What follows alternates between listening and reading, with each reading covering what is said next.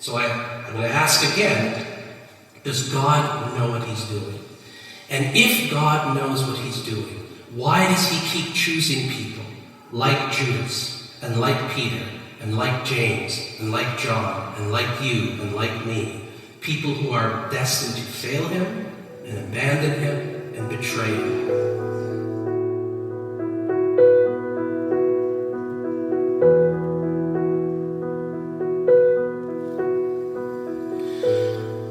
It matters if you're talking about a church community or a healthcare clinic or a school or a family-run business. Who you choose as leader, who you hire on as senior staff matters.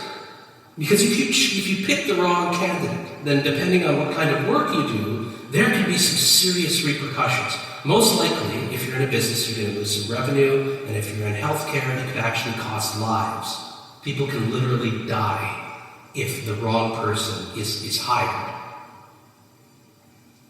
So with that in mind, let's talk about Judas Iscariot, shall we? Some would say one of the worst hiring decisions in all of history. Here's a man chosen by our Lord himself, not randomly, mind you, but after Jesus spent an entire night in prayer, communing with his heavenly Father. Jesus singled out Judas from amongst this huge pool of very highly qualified candidates. And in fact, he said to Judas, I want you to be numbered among my inner circle of followers. I want you to be one of the stones in the foundation of this great edifice that I'm building, the church. So how did things work out without Judas? Well, let's take a look at what happened, shall we? First, he routinely embezzled company funds. And secondly, he was a key player in a successful plot to murder the son of the CEO. Again, can you imagine a more disastrous hiring outcome? And I think that raises the question. Did God know what he was doing when he chose Judas? Now here's the thing. I don't think you can answer that question, why choose Judas, unless you pull back with a wide-angle lens and you look at the problem from a broader perspective. Did the Lord know what he was doing when he chose the likes of, say, Peter? Who's Peter? Well, he's an impulsive guy who has this habit of blurting out whatever thought happens to be on his mind at any given moment, no matter how irreverent that thought might be or how irrelevant it might be. This is a man who makes these incredibly bold promises and always, or most of the time anyway, fails to follow through. This is a man who, when Jesus needed him the most, denied that he even knew him, and he didn't just do it once or twice, but 3 times.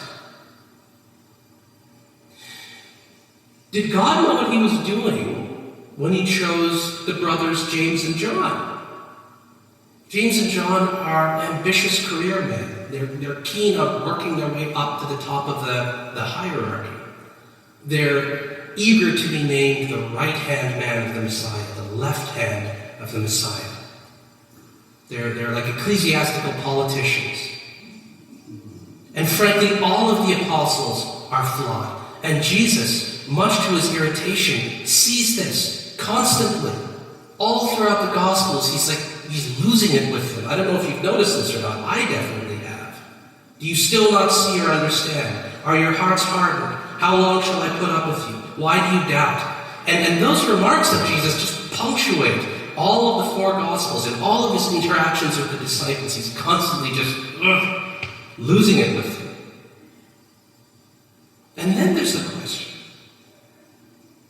Did God know what he was doing when he chose you? And he did choose you. I hope you know.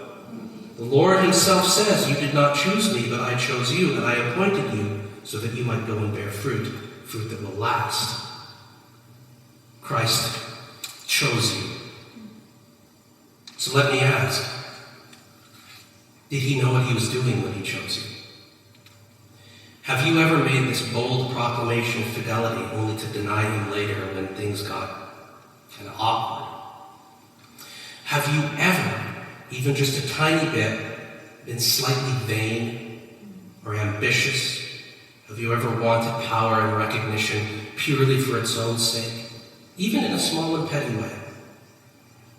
Have you ever run away instead of standing by his side? Have you ever doubted? Have you, in some way, shape, or form, ever sold out your Lord for your 30 pieces of silver? So I'm going to ask again, does God know what he's doing?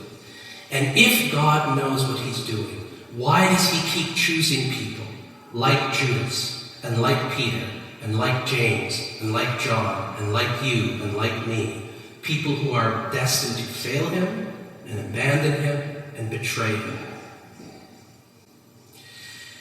I'm not going to try to answer that question yet, but what I want to do for now is this. I want to draw your attention to a really important statement that's made by Peter today in the book of Acts, in our reading from Acts. So I want to set the context for you right now. It's roughly 40 days after the Lord's resurrection. A large gathering of Christ's followers, roughly 120 people in total, have been convened somewhere in Jerusalem. Present are Mary, the mother of our Lord, a number of Jesus' closest female disciples, along with the inner circle of the 11 apostles. And Peter then stands up in the midst of this crowd, and he says, and I want you to listen to this really carefully, this is very important.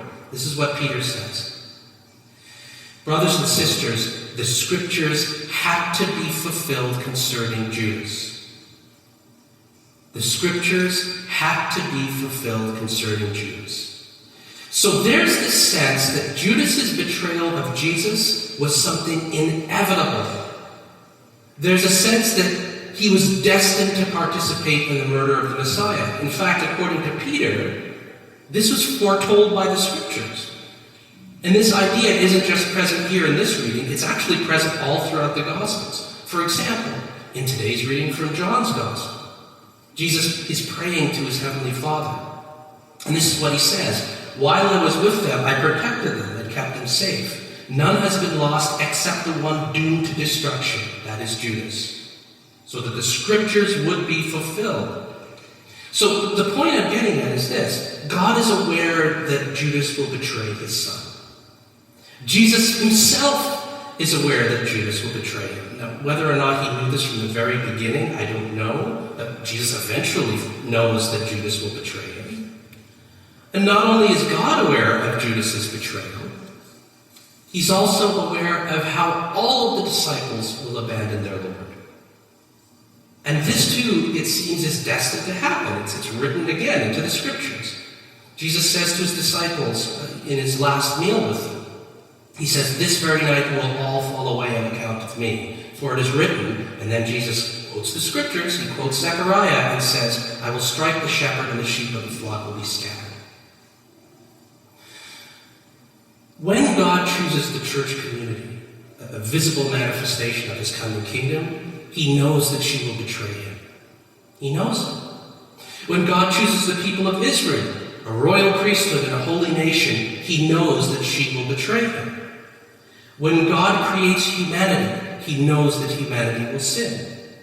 And it's not, don't get me wrong, it's not as if God wants Judas to betray his son. It's not that he wants the church to be fickle. It's not that he wants Israel to be idolatrous. It's not that he wants human beings to be sinful.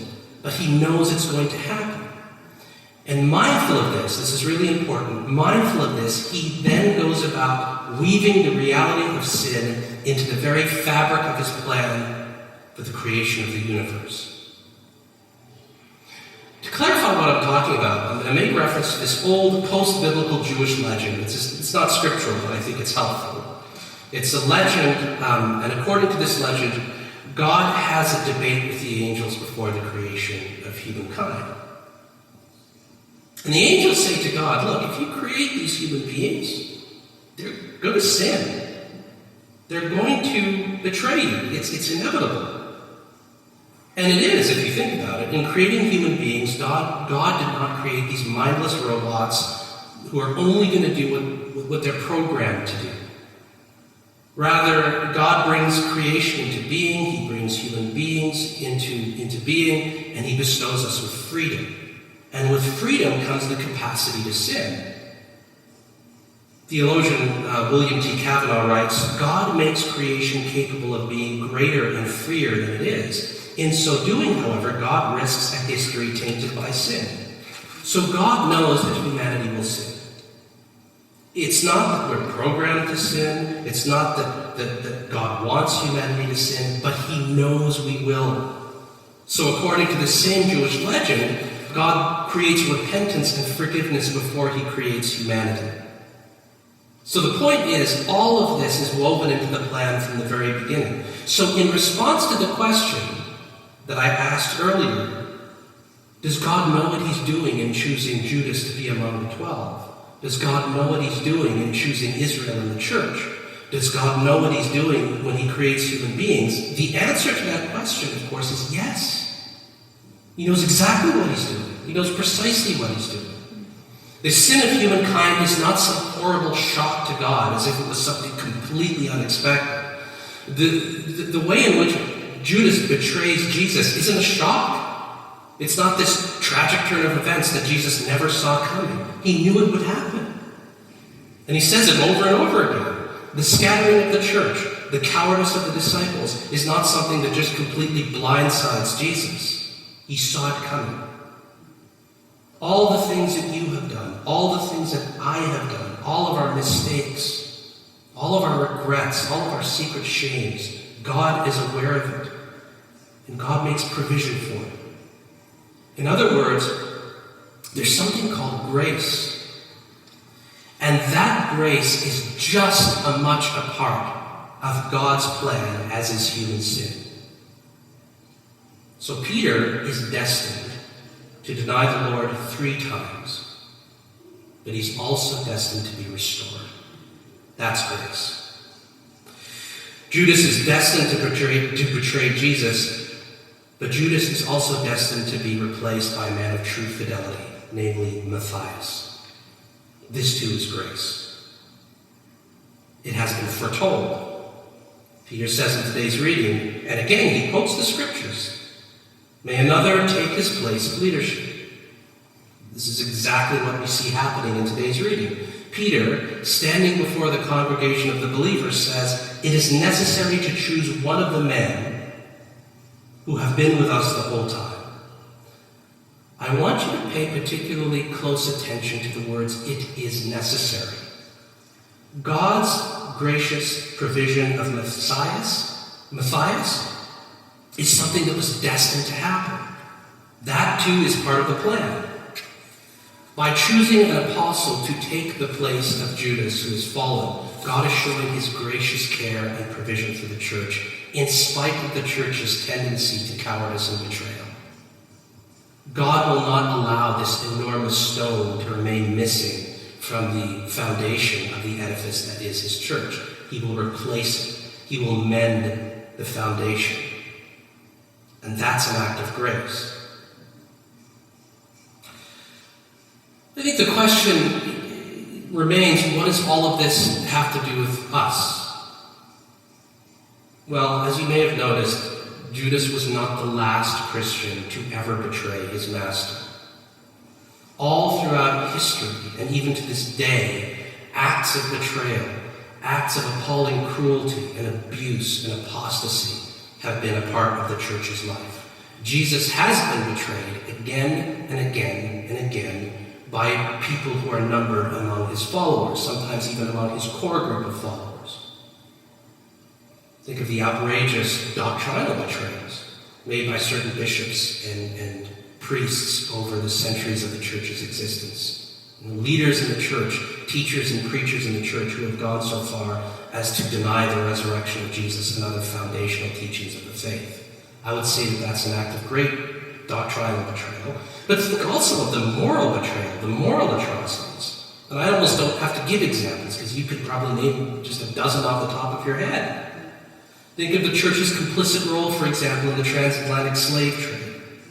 Think of the churches who cooperated with the Nazis or the Soviets in their acts of genocide and murder. Think of how many churches of the time aided in the dissemination of political propaganda on behalf of these regimes, betraying their Lord for their 30 pieces of silver. Think most recently of the large-scale child abuse perpetrated by priests and others in positions of authority, all covered up by the church's hierarchy, swept under the rug. Judas is dead, of course, we know this, but in a manner of speaking, I think his spirit is alive and well, unfortunately, in the church today. And again, this causes us to ask, does God know what he's doing, right? Especially if we're personally betrayed in the church, and maybe that's happened to us before, where, we've been really hurt by a fellow Christian. And we're just compelled to ask, does God know what he's doing? But I want to reiterate something to you. Again, none of this comes as a surprise to God. It doesn't blindside him. It doesn't somehow derail his plan of salvation. In fact, his plan continues to unfold.